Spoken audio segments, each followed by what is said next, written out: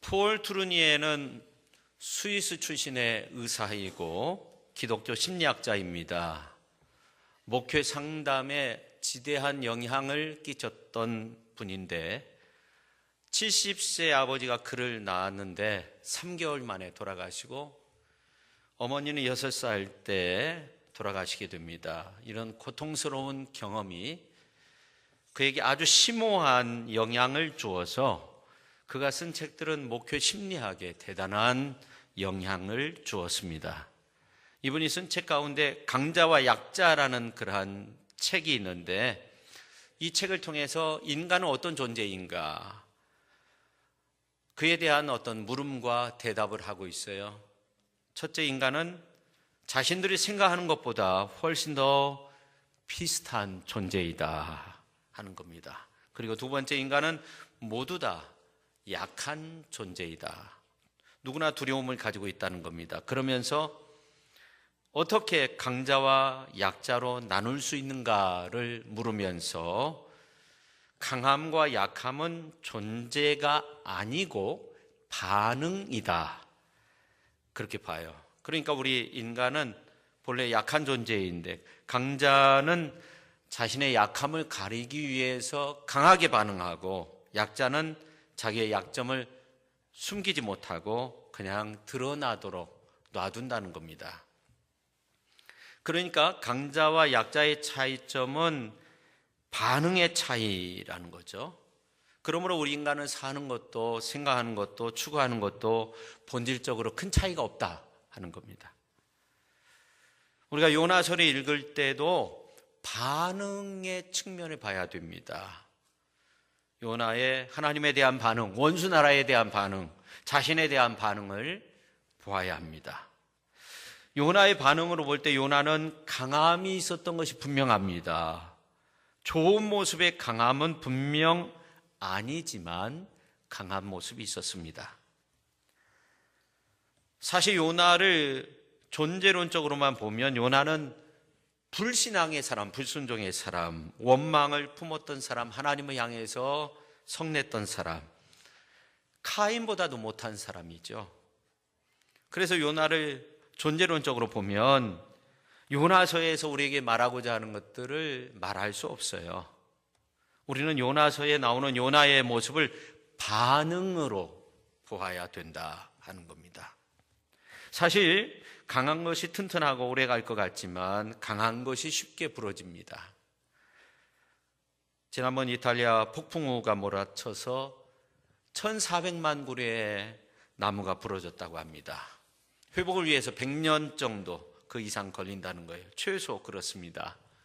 이탈리아는 침엽수가 많아서 나무 재질이 강한 반면에 바람에 대한 반응이 커서 쉽게 넘어진다는 거예요. 부러진다는 겁니다. 이번에 엄청난 피해가 있었는데 피해 지역 댐마다 부러진 나무가 몰려와서 물 위에 가득 차 있었다는 거죠. 여러분, 강한 것은 쉽게 부러지는 겁니다. 우리가 잘 아는 노자라는 분이 있는데 이 노자는 우리가 잘 아는데 그 스승 상창이라는 분은 잘 몰라요. 근데 상창에게 노자가 가르침을 받고 어느 정도 학문에 눈을 떴을 때 이 스승이 너무나 나이가 많아서 가실 때를 기다리고 있었어요. 스승이 이제 세상을 떠나고 나면 자신에게 가르침을 주실 수가 없다는 것을 알고 이 노자가 살아계실 때 한 가지라도 더 내가 깨우쳐야 되겠다 이런 생각을 했어요. 그래서 스승님, 세상에서 가장 힘있고 강하신 무엇입니까? 가르쳐 주십시오. 그렇게 질문을 했다고 합니다. 그러니까 스승 상창이 입을 쫙 벌리는 거예요. 아니 선생님 왜 그러십니까? 깜짝 놀라서 노자가 그렇게 말을 하니까 입속에 무엇이 있느냐 보니까 아무것도 없는 거예요. 이빨이 다 빠져 있는 거죠. 예, 혀밖에 없는데요. 그때 상창이 다시 묻기를 없는 것은 뭐냐? 예, 이가 없습니다. 이것이 가르침이다. 그렇게 말을 한 거예요. 그때 노자가 깨달은 바가 있었어요. 이빨은 강하지만 쉽게 상하고 부러진다는 거죠. 뽑힌다는 겁니다. 근데 혀는 아주 부드럽기 때문에 오래 간다 하는 겁니다. 이 상창의 가르침을 받은 노자는 자신을 그렇게 부드러움으로 다스리면서 아주 유명한 학자가 되었고 많은 좋은 말을 남겼다고 합니다. 다시 말씀드리지만 우리는 요나서를 이렇게 볼 때 창세기 3장에 나와 있는 인간 타락의 이야기 이런 식으로 보면 안 돼요. 4장에 나와 있는 카인이 동생을 죽인 그런 이야기, 저주를 받고 땅에서 저주를 받고 또 유리하는 떠돌아다니는 그런 인생이 된다. 타락과 그에 대한 심판 이러한 모습으로 보면은 요나서에서 말하고자 하는 것을 놓쳐버리게 되는 거예요. 폴 트루니의 말처럼 우리는 나약한 존재로서 약함에 대한 반응으로서 요나서를 보아야 합니다. 그러지 않고 요나서의 메시지가 타락에 대한 심판으로 보면 요나는 물고기 밥이 되고 그냥 끝나는 거예요. 요나의 이야기가 왜 성경에 나옵니까? 왜 예수님이 요나에 대해서 그렇게 좋은 평가를 하겠어요? 그러면 요나의 반응을 한번 봐야 돼요. 4장에 보면 잘 나와 있는데 1절에 보면 요나가 매우 싫어하고 성내며 그런 말씀이 나오고요. 2절 중반절에 있는 말씀을 보면 이루하겠다고 말씀하지 않았습니까? 또 3절 말씀을 보면 이제 내 생명을 거두어 가소서 사는 것보다 죽는 것이 내게 나음이니이다.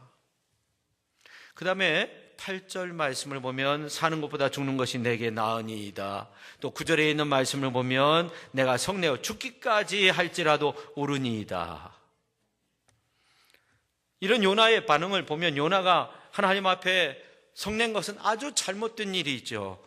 또 요나가 반복하며 하는 말이 뭐예요? 내가 사는 것보다 죽는 것이 낫다는 거예요. 그런데 요나가 정말 죽기를 구하고 사는 거 다 포기해버렸으면 오히려 뜨거운 사막의 대자로 누워 있어야 되죠. 그런데 요나는요, 하나님이 박넝쿨을 준비해가지고 초막 위에 이중으로 그렇게 그늘지게 했을 때 6절 하반절에 있는 말씀을 보면 요나가 박넝쿨로 말미암아 크게 기뻐하였다, 그렇게 말씀하고 있어요. 저는 이런 요나의 모습을 보면 만약 요나가 성낼 때 그래 너 정말 죽고 싶어, 내가 한번 보여줄까, 죽여줄까, 하나님이 그렇게 나타나시면 아이고 하나님 용서해 주세요, 도망쳤을 거예요. 이렇게 요나가 하나님 앞에서 한 말은 사랑하는 자녀가 부모님 앞에서 어린 양을 부리는 것과 같아요. 근데 저는 오늘 본문에 나오는 요나의 모습을 보면서 오늘 우리들의 모습을 보는 것 같아서 좀 두렵기도 하고 그렇습니다. 오늘 우리 자신의 모습을 보면 하나님 앞에 기도하고 때로는 죄일 해놓고 때로는 하나님 앞에서 불평하면서 불만하면서 입으로 공감는다고 하잖아요. 어디 요나의 모습뿐일까요? 오늘 나의 모습 아닙니까? 그렇지만 우리가 소망을 갖게 되는 것은 요나에 대한 주님의 평가가 참으로 부정적이지 않다는 거예요. 예수님은 요나를 한 번도 불순종한 요나, 불만투성이 요나 그렇게 말한 적이 없어요. 한 번도 그런 적이 없어요. 오히려 예수님은 요나를 향해 마태복음서 12장 41절에 있는 말씀을 보면 요나의 전도를 듣고 회개한 니느웨 사람들이 심판 때에 일어나 이 세대 사람을 죄인으로 단정할 것이다. 자 보아라, 요나보다 더 위대한 사람이 여기 있다. 그렇게 주님이 말씀했어요. 이 말씀이 어떤 내용입니까? 요나를 예수님과 필적할 만한 위대한 사람으로 그렇게 말씀하고 있어요. 예수님 엘리야나 모세나 엘리사와 같은 그런 위대한 선지자와 비교했으면 몰라도 어떻게 요나를 자신과 비교할 만큼 위대한 사람으로 그렇게 말했을까요? 우리는 요나서를 보면서 하나님의 나라를 소망의 나라로 생각할 수 있어요. 소망의 나라는 어떤 곳입니까? 전부 불순종한 요나와 같은 사람들이 들어가는 곳, 그게 소망의 나라입니다. 사실 우리 모두는 하나님의 나라에 들어가기에 부족한 자격 미달자 아닙니까? 죄 많고 허물 많은 죄인이었습니다. 요나의 행적 보세요. 선지자로서 자격 미달입니다. 요나의 불평의 모습을 보세요. 감사 미달입니다. 요나가 행한 사역 보세요. 겨우 하루길이었습니다. 사역 미달입니다. 요나의 성내는 것 보세요. 성도로서 자격 미달입니다. 그러나 하나님은 요나의 불평이나 불만, 불순종, 성내는 거 그런 거 보지 않았습니다. 어찌 요나만 그렇게 했어요? 전부 다 심판받아야 마땅한 니느웨 성읍 백성들에게까지도 하나님은 긍휼을 베푸셨어요. 하나님은 그런 분이 있어요. 좌우를 분별하지 못하는 사람도 한낱 미물에 지나지 않는 가축까지도 소중하게 여기셨던 분이십니다. 오늘 11절 말씀을 보면 나와 있습니다. 이렇게 하나님의 인자하심과 긍휼하심은 끝이 없어요. 저는 오늘 말씀을 준비하며 니느웨 성읍이 이제 하나님이 인정하시고 구원하신 성읍이 되었다고 할 때 그런 생각이 들었어요. 하나님이 인정하시는 나라는 어떤 나라인가 하는 거예요. 바로 소망의 나라이죠. 첫째, 그 소망의 나라는 회개한 자가 들어가는 나라입니다. 2008년도에 중국 사천성에 진도 8.0의 지진이 일어났어요. 수만 명의 사람들이 죽거나 어려움 속에 빠졌습니다. 그 여파가 지금도 남아있는데 8.0의 강도의 지진이 어느 정도냐면 큰 산 둘이 있었는데 그 중간 골짜기에 마을이 있었다고 해요. 근데 지진이 났는데 그 큰 두 산이 하나가 된 거예요. 골짜기에 산 사람들은 다 죽은 거죠. 전부 다 실종 처리되었다는 겁니다. 그리고 그때 지진으로 땅이 움직여서 호수가 생겼는데 지금도 13개나 있다는 거예요. 얼마 전 인도네시아에 있는 지진으로 2,000명 정도가 죽었어요. 그 당시 보도된 뉴스 보도 가운데 상당히 큰 마을인데 쓰나미와 지진으로 인해서 그 마을 전체가 붕 떠가지고 10m 정도 붕 떠가지고 물결에 의해서 수키로 떨어진 곳에 그대로 옮겨졌다는 거예요. 그럼 그 마을에 살았던 사람들은 대부분 죽은 거죠. 인생을 그냥 지나가는 것으로 생각하면 안 됩니다. 성도는 한시도 하나님의 은혜가 아니면 살 수 없어요. 항상 깨어 있어야 돼요. 주님의 은혜를 구할 수 있어야 돼요. 할렐루야. 여러분, 다시금 미세먼지가 한반도를 휘감고 있고요. 그뿐만 아니라 북미 대화가 진전되지 못하는 가운데 여러 가지 우려의 목소리가 높아지고 있습니다. 경제 지표는 어떻고요? 우리가 다시금 이 나라 이 민족을 위해서, 우리 개인을 위해서, 가정을 위해서, 교회를 위해서, 이 사회를 위해서, 이 환경을 위해서 하나님 앞에 기도해야 될 줄로 믿습니다. 여러분, 성경에 보면 하나님의 나라는 도적같이 임한다고 했어요. 하나님의 은혜가 없으면 살 수 없는 이 시대에 하나님께서 도우시는 은혜 속에서 다시금 일으킴을 받기 위해서 우리는 깨어 있어야 돼요. 깨어서 기도해야 돼요. 그래서 아름답게 설 수 있는 우리 모두가 되어야 합니다. 우리 가정이 되어야 합니다. 교회가 되어야 합니다. 이 나라 이 민족이 될 수 있기를 예수님의 이름으로 축원합니다. 여러분, 이런 생각해 보았습니까? 만약에 요나가 니느웨 성이 40일이면 무너지리라 해서 5절에 나와 있는 것처럼 동쪽 성읍에 앉아 있다가 정말로 니느웨 성이 무너져 내렸으면 요나의 심정이 어떠했을까 하는 겁니다. 나는 말씀 전했으니까, 내 할 일 다 했으니까 나는 괜찮다. 다 무너지니까 전라도 사투리로 후딱 여기 떠나야 한다. 그랬을까요? 짐작컨대 그 큰 니느웨 성이 요나 앞에서 무너져 내렸을 때 그 무너져 내린 가운데 수십만 명의 사람들이 죽는 것을 보았다고 한다면 요나는 정말 마음이 찢어졌을 거예요. 나 때문이다. 내가 하루길이 아니라 사흘길 다녀야 했는데 아니 40일을 다녀야 했는데 이 몸 아끼려다가 저렇게 니느웨 성이 무너졌구나. 아이고 막 하면서 회개했을 거예요. 그게 선지자의 마음이고 예수님이 인정한 선지자 요나의 마음입니다. 요나가 심히 싫어하고 분내며 여호와의 원하건대 이제 내 생명을 거두어 가소서. 사는 것보다 죽는 것이 내게 나음이니이다. 요나 선지자가 이렇게 말을 한 것은 정말 죽기를 바라는 그런 말이 아니라 자신의 나라를 생각하며 이제 원수 나라를 비교하면서 하는 말이에요. 요나 선지자가 활동한 시기는 기원전 780년경 정도 돼요. 여로보암 2세가 북이스라엘 왕으로서 통치할 때 이 여로보암 2세는 북이스라엘의 역사를 범죄의 역사로 끌고 간 장본인이기도 합니다. 근데 놀라운 것은 정치를 잘해서 나라와 영토를 다윗 시대, 솔로몬 시대 그 큰 영토 크기만큼 확장시켰던 왕이었어요.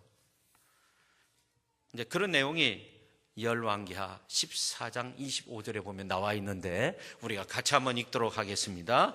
이스라엘의 하나님 여호와께서 그의 종 가드 헤벨 아미떼의 아들 선지자 요나를 통하여 하신 말씀과 같이 여로보암이 이스라엘 영토를 회복하되 하맛 어귀에서부터 아라바 바다까지 하였으니. 아멘. 그러니까 요나 선지자가 활동할 그 당시 북이스라엘이 강력한 국력을 가지고 착착 이 나라를 확장시켜 나갈 때 그때였다는 거예요. 그때 요나 선지자가 이런 말을 한 거예요.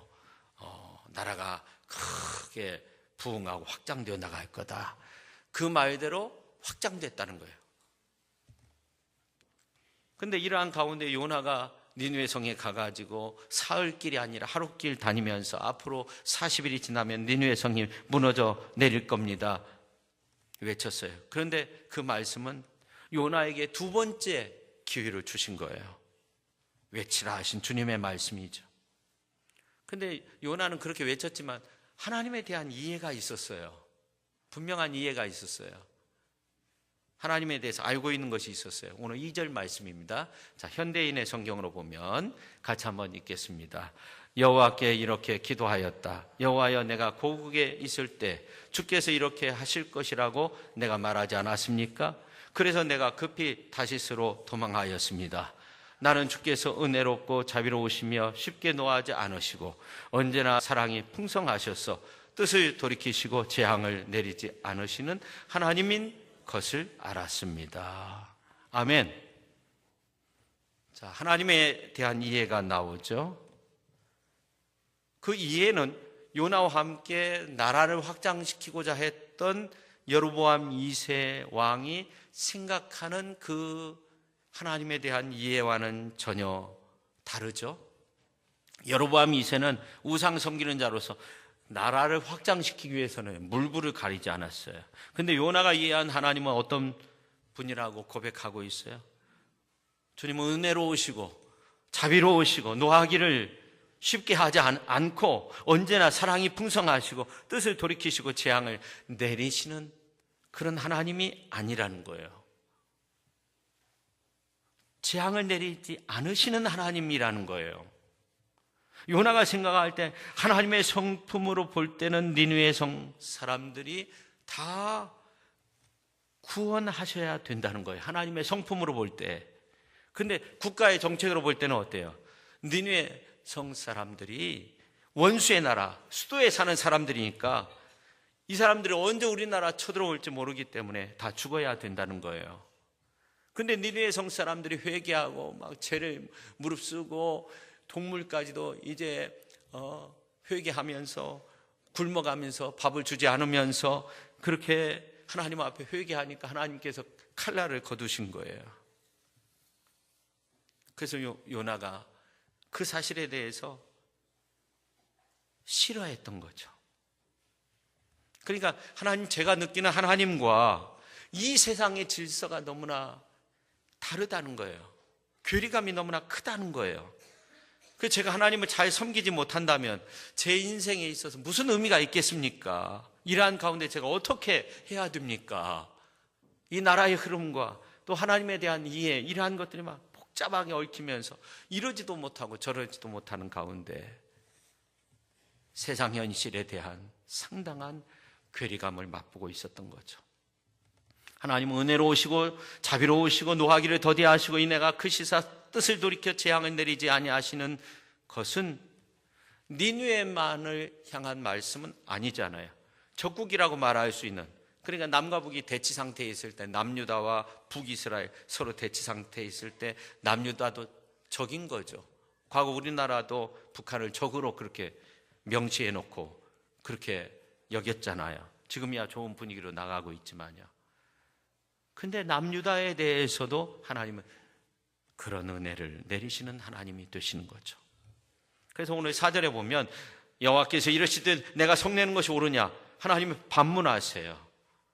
하나님은 너의 뜻대로 돌이킬 만한 그런 이유가 없다 하는 거예요. 하나님은 어떤 분이십니까? 하나님은 은혜로우신 하나님이 되십니다. 할렐루야. 하나님은 어떤 분이 되십니까? 하나님은 자비로우신 하나님이 되십니다. 할렐루야. 하나님은 노하기를 더디하시는 하나님이 되십니다. 이내가 크시사 뜻을 돌이켜 재앙을 내리지 아니하시는 그런 하나님이 되십니다. 주님은 말씀하세요. 누가복음서 15장 7절에 있는 말씀을 보면 이와 같이 죄인 한 사람이 회개하면 하늘에서 회개할 것이 없는 의인 99으로 말미암아 기뻐하는 것보다 더한다는 거. 한 사람이 회개하고 주 앞으로 나오는 것이 더 소중한 거예요. 하늘나라는 구원의 나라예요. 주님이 요나를 기뻐하신 이유가 바로 여기에 있어요. 요나를 선지자라고 말한 이유가 바로 여기에 있어요. 적국 수도에 가가지고 주님이 주신, 지금으로 따지면 복음을 외침으로 죄인들을 살려냈어요. 회개케 했어요. 하나님 믿게 만들었어요. 다 구원시켰어요. 구원의 소망을 지니게 했습니다. 오늘날로 따지면 이단인 하나님의 교회나 신천지 기타 여러 이단 단체에 들어가서 이렇게 외치는 거죠. 나사렛 예수님이 우리의 길이요 진리요 생명입니다. 당신들은 언젠가 하나님의 백보자 심판台앞에 설 날이 있습니다. 하나님이 만드신 구원은, 우리에게 구원 주시는 이름은 오로지 예수님밖에 없습니다. 천하에 다른 이름을 주신 적이 없습니다. 오로지 예수님밖에 없습니다. 그렇게 외치니까 모든 이단 단체에 소속된 사람들이 우리의 죄됨을 용서해 달라고 금식하며 죄를 뿌리면서 회개하고 우리의 사상과 교리가 잘못되었다고 용서해 달라고 참여하고 그렇게 변화된 거예요.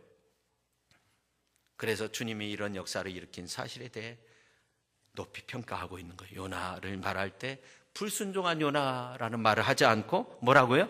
선지자 요나, 전도자 요나.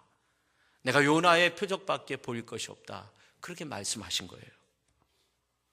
맨 처음엔 오해도 받겠죠. 이단에 빠졌다고. 근데 이단을 완전히 갈아엎은 거예요.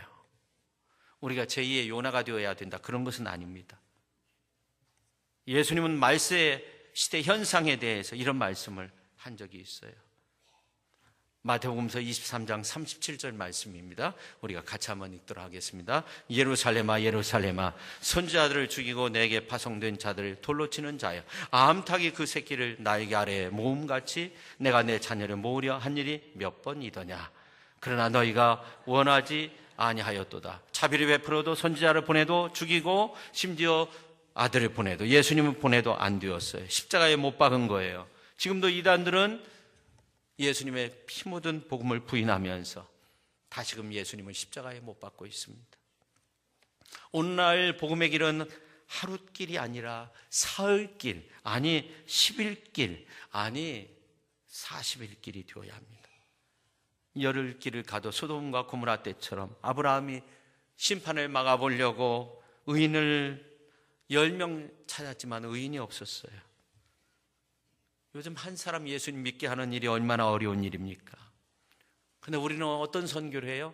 하루길 선교하고 있어요. 제대로 된 선교를 해야 되는데, 여러분 우리 가운데 생각해야 될 것은 이런 시대의 흐름 속에서 포인트, 낚시 포인트를 찾아야 된다는 거죠. 수십 년 전만 해도 선교사들이 지나가면은 그냥 따라가면서 예수님 믿던 그런 시대가 있었어요. 지금 그런 시대가 아닙니다. 투썸투익 11월 25일, 12월 2일 두 주의 예배잔치 한다고 해서 전도가 될까, 구원이 될까, 그렇게 생각하실 수 있어요.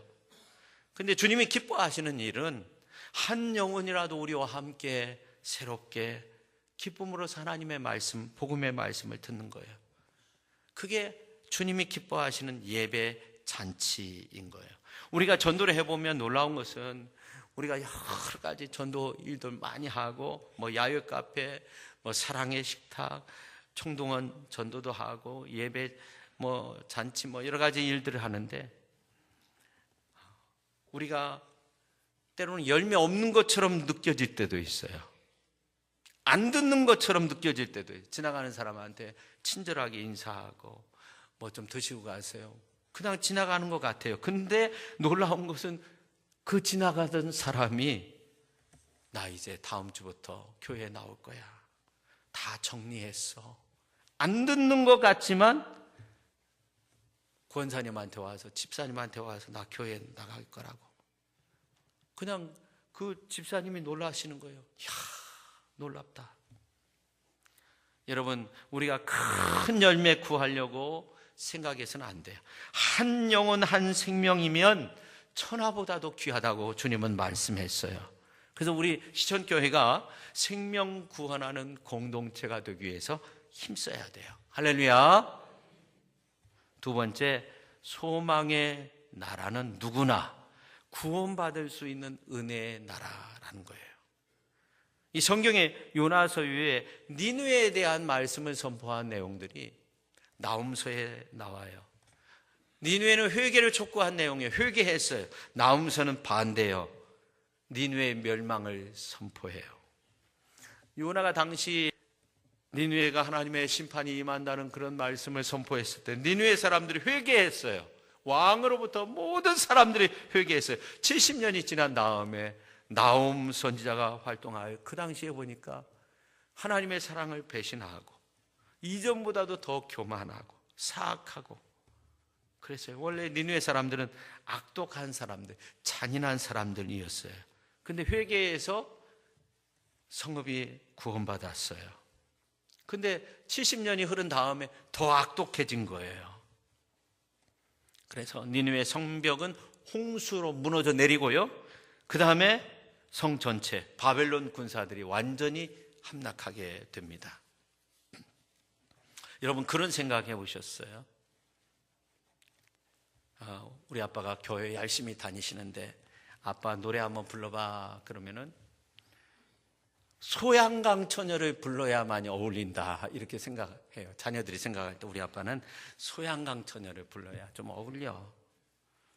거꾸로 오늘 권사님이 차를 타고 먼 여행을 가는데 마이크를 잡았는데 누군가 노래를 부르려고 했는데 찬송가를 부르는데 뭔가 어울리지 않아요. 어울리지 않고 저분은 야야 야야야야 야야야야 이거 불러야 어울린다 이렇게 생각하시는 분이 있나 모르겠어요. 여러분, 엘비스 프레슬리 하면 이분이 아주 유명한 로큰롤의 제왕이라고 그렇게 말하는데 맨 처음은요 복음성가 가수였다는, 참 놀랍죠. 맨 처음에는요 이제 공연 중에 자기 노래 안 부르고 우리 다 같이 주 하나님 지으신 모든 세계 부릅시다 그런 적도 있었다는 거예요. 근데 우리는 어떻게 생각해요? 엘비스 프레슬리 하면 무슨 복음성가 가수였어 그렇게 생각해요. 제가 왜 이런 말씀을 드리냐면 이 니느웨의 구원이 진짜 구원이었을까 한번 생각해 보자는 거예요. 니느웨 사람들이 성경 공부했습니까? 교회 세웠습니까? 예배를 아름답게 드렸습니까? 단돈 얼마라도 헌금을 드린 적이 있습니까? 하루 동안 죽치고 장치고 재무릎 쓰고 막 그렇게 며칠 하다가 보니까 엉겹결에 하나님께서 도장 찍어주고 구원하셨다는 거예요.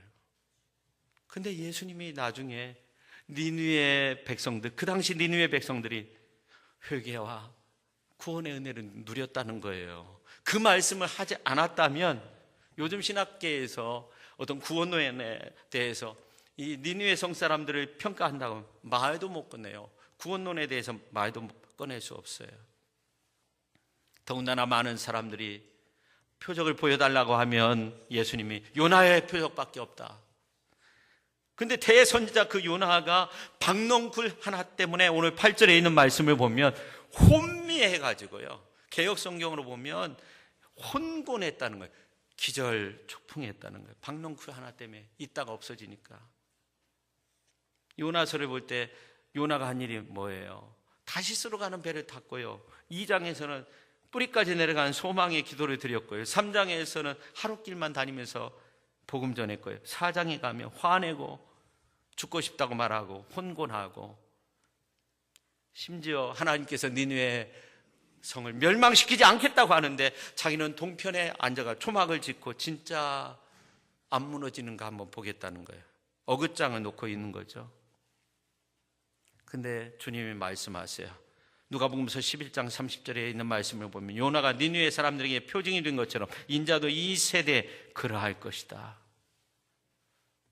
니느웨 성 사람들이 마지막 때는 오히려 믿지 않는 사람들을 심판할 것이다. 그런 말씀도 했어요. 놀라운 말씀 아니에요? 여러분, 구원은요, 하나님의 은혜가 되는 줄로 믿으시기를 바랍니다. 이 소망의 나라 천국은 하나님의 은혜의 나라가 되는 줄로 믿으시기를 바랍니다. 그 은혜가 기가 막힌 거예요. 그래서 요나를 구원의 표징으로 삼겠다고 말씀하신 거예요. 왜 그러냐면 하나님은 요나의 한 일에 대해서, 요나가 하나님을 향해서 어긋장 놓고 막 화내고 막 이런 거 보시지 않았어요. 예수님, 우리 주님의 모습을 보세요. 니느웨 사람 표징이 된 것처럼 인자도 이 세대에 그러할 것이다. 주님 말씀. 여러분, 우리가 한 실수, 우리의 허물 하나님은 기억하지 않으세요.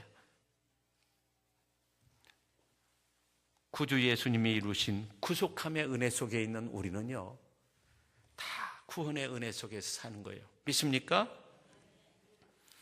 근데 이제 요나도요, 그 어긋장을 놓을 때도요, 놀라운 고백을 해요. 오늘 2절 말씀입니다. 2절 말씀 보면은 참 놀라운 고백이 있어요. 자, 같이 한번 읽겠습니다.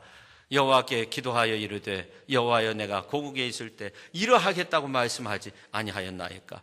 그러므로 내가 빨리 다시스로 도망하여 싸우니 주께서는 은혜로우시며 자비로우시며 노하기를 더디하시며 이내가 크시사 뜻을 돌이켜 재앙을 내리 아니하시는 하나님이신 줄 내가 알았다는 것. 할렐루야. 은혜로우시며, 그 다음에 두 번째 자비로우시며, 그 다음에 세 번째 노하기를 더디하시며, 네 번째 인애가 크시사 뜻을 돌이켜 재앙을 내리지 아니하시는 하나님. 이 다섯 가지의 이해가 있었다는 거예요. 다시스로 도망가기 전에 이미 요나는 그런 신앙 고백이 있었던 거예요. 근데 참 놀라운 것은 다윗도요, 이 고백을 하고 있어요. 103편 8절 9절에 있는 말씀을 보면 여호와는 긍휼이 많으시고 은혜로우시고 노하기를 더디하시고 인자하심이 풍부하시도다. 자주 경책하지 꾸짖지 아니하시고, 이 말입니다. 노를 영원히 품지 아니하신다는 거예요. 우리의 죄가를 우리에게서 멀리 옮기셨어요. 동에서 서가 먼 것처럼 12절 말씀을 멀리 옮기셨다고 그렇게 말씀하고 있어요. 허물을 기억하시지 아니하시는, 죄를 기억하시지 아니하시는 것이 정말 은혜예요. 근데 요나가 생명을 살렸으면 하나님은 생명 살린 그 장점, 그 헌신만을 보시죠.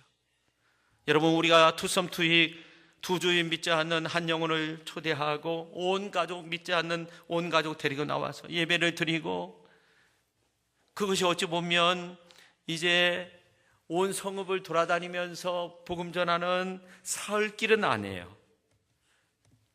그렇지만 하루길은 돼요. 요나처럼 허물 많고 허점 많고 불순종하는 그런 사람이 어디 있어요? 그러나 예수님 무엇만 기억하세요? 요나가 한 생명 살렸으면 그 생명 살린 것만 보시는 거예요. 요나가 니느웨 성 다니면서 하루길 다니면서 복음 전하고 그들이 다 구원받게 됐는데 그 모습만 기억하고 있는 거예요. 오늘 우리가 이 다음에 하나님 앞에 설 때 내가 가지고 있는 허물, 죄, 잘못된 거, 반항한 거, 하나님 앞에 불순종한 거, 이런 거 보시는 것이 아니라 무엇을 보세요? 우리 주님이 요나의 무엇을 보셨어요? 예수님이 무엇을 보셨어요? 생명 살린 거 보셨어요. 할렐루야. 우리들도 마찬가지예요. 생명 살리는 일을 해야 돼요. 그걸 보세요. 믿습니까? 여러분, 박넝쿨도 은혜입니다. 편안한 삶을 위해서, 잠시 편안한 삶을 위해서 하나님이 주신 거, 숨 편안하게 쉬고요, 건강하게 걷고요, 아무 때나 교회에 나와서 예배드리고요. 박넝쿨의 은혜입니다. 근데 이 박넝쿨의 은혜가 소중하다는 것을 언제 알 수 있냐면 그것이 없어졌을 때예요. 혼곤하게 돼요. 근데 거기에 비해 생명의 은혜는 어떨까요? 비교할 수 없어요. 니느웨의 좌우를 분별하지 못하는 자가 12만 명인데 좌우를 분별하지 못한다는 것은 유하다, 아니다, 도덕적으로 판단을 내릴 수 없는 사람이다. 어린아이로부터 도덕적으로 판단을 잘 못하는 모든 사람들, 그러면 니느웨 성 사람들은 60만 명 이상 된다는 거예요. 하나님이 그 생명들을 아끼셨다는 거예요. 여러분, 박넝쿨은 내일 다시 자라날 수 있어요. 생명은 오늘 끝이면 끝인 거예요. 때가 있는 거예요. 생명의 은혜가 부어지는 그 때가 있는 거예요. 감사도 때가 있는 거 아닙니까? 우리가 다음 주일 추수감사주일 지키는 것도 한 해 동안 베풀어 주신 그 은혜에 대해서 진심으로 감사하는 거예요. 4월 달에 감사주일 지키는 거 아니잖아요. 다 때가 있어요. 그래서 바울은 이렇게 말했습니다. 고린도후서 6장 2절 같이 한번 읽겠습니다. 이르시되 내가 은혜 베풀 때 너에게 듣고 구원의 날에 너를 도왔다 하셨으니 보라 지금은 은혜 받을 만한 때요, 보라 지금은 구원의 날이로다. 아멘. 여러분, 투썸투익 예배잔치에 많은 분들을 초대할 수 있기를 예수님의 이름으로 축원합니다. 이제 말씀을 마치려고 해요. 말씀 준비하면서 파키스탄 기독교 여성 8년 수감 후에 석방이라는 그런 기사를 접했어요. 사형 위기 속에 있었는데 8년간 감옥 생활하고 아시아 비비라는 여성이 석방됐다는 그런 기사입니다. 근데 이 여성이 2009년도 6월 달에 농장에서 일하다가 컵 사용하는 문제로 이제 이슬람 무슬림 여성과 말다툼이 있었다는 거예요. 네가 만져가지고, 기독교인 네가 컵을 만져가지고 이 컵이 부정하게 됐다는 거예요. 그러면서 이제 무하마드를 모욕했다는 거예요. 그래서 이제 사형 선고를 받은 거예요. 8년의 세월이 흘렀어요. 무죄 판결을 이끌어냈는데 사이프 울 물룩이라는 변호사가 네덜란드에 가가지고 나를 좀 네덜란드에서 받아달라는 거예요. 왜냐하면 파키스탄에서 많은 사람들이 나를 죽이려고 한다는 거예요. 변호사인데 대법원 판들도 그렇게 무죄 판결을 했다고 죽이려고 한다는 거예요. 그리고 비비의 아버지나 그 가족들도 그 생명이 어떻게 될지 안개 속에 있다는 거예요. 나갈 수도 없고 석방이 됐지만 무슨 뭘 살 수가 없는 거예요. 위협하고 죽이려고 하니까. 파키스탄의 인구는 97%가 무슬림인데 그중에 아주 적은 숫자가 예수님을 믿어요. 근데 1990년도에 어떤 법이 통과됐냐면 신성모독법 통과됐어요. 그러니까 이슬람을 모독하면 사형까지 처하는데 그 이후로 기독교인 65명이 사형에 처해졌다는 거예요. 공식적으로 사형에 처해졌다는 거예요. 저는 아시아 비비야말로 파키스탄에 있는 몇 명 되지 안 되는 그런 크리스찬들이야말로 하나님께 소망을 둔 사람이 아닐까, 그런 생각을 했어요. 회교권에 있는 나라가 언제 소망의 나라가 될 것인가, 그런 생각을 했어요. 여러분, 유대인은 하루에 3번씩 기도합니다. 근데 회교권에 있는 사람은 하루에 5번 기도합니다. 제가 시청교회에 부임하고 나서 이런 말씀을 전한 적이 있어요. 우리 9번씩 기도합시다. 일어나서 그 다음에 새벽 기도, 아침 식사 기도, 오전 9시 정오, 점심 식사 기도, 오후 3시, 그 다음에 저녁 식사 기도, 취침 전 9번 기도합시다. 그 기도의 제목도 1층 서쪽편 출입구 바깥쪽에 저녁에는 불이 켜지니까 그 기도의 제목이 다 있어요. 한 번도 못 보셨으면 조금 문제가 있는 거죠. 돌봐주셔야 되는 거죠. 우리가 무슬림을 넘어설 수 있는 거, 그곳에 하나님의 나라를 만들 수 있는 길이 무엇일까? 바로 9번 기도하자는 거예요. 사도 바울은 디모데에게 목회할 때 성도들에게 이렇게 가르치라고 했어요. 디모데전서 6장 17절에서 19절 말씀, 중요한 말씀이니까 같이 한번 읽도록 하겠습니다. 내가 이 세대에서 부한 자들을 명하여 마음을 높이지 말고 정함이 없는 재물에 소망을 두지 말고 오직 우리에게 모든 것을 후히 주사 누리게 하시는 하나님께 두며 선을 행하고 선한 사업을 많이 하고 나누어 주기를 좋아하며 너그러운 자가 되게 하라. 이것이 장래에 자기를 위하여 좋은 터를 쌓아 참된 생명을 취하는 것이니라. 아멘. 하나님께 소망을 두라. 모든 것을 후히 주시는 하나님께 소망을 두라 하는 겁니다. 하나님께 소망을 두라고 말씀하십니다. 오늘 말씀은 소망의 나라에 관한 말씀을 하고 있어요. 이렇게 하나님은 우리를 위해 천국의 가장 좋은 터, 소망의 나라를 예비해 놓고 계십니다. 하나님은 소망의 하나님이 되십니다.